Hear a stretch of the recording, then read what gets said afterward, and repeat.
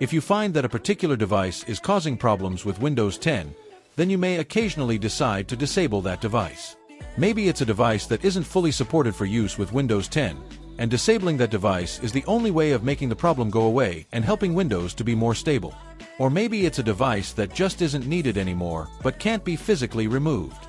In any case, you can disable a device whether it's working properly or not, if you want Windows to ignore that device's existence.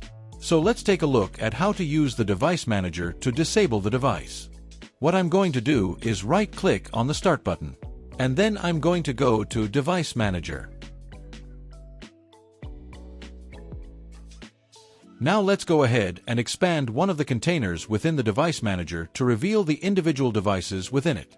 I'll expand the Cameras container. So we have one camera, and let's suppose that we want to disable the camera.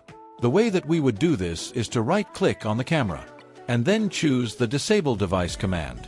And when I do that, I see a message saying disabling this device will cause it to stop functioning. Do you really want to disable it? In this case, I'll say yes. And the device becomes disabled, and you'll notice that the icon for the camera has changed, indicating that the camera has been disabled. Now, if at a later time we decide we want to re-enable the camera, we can do that very easily.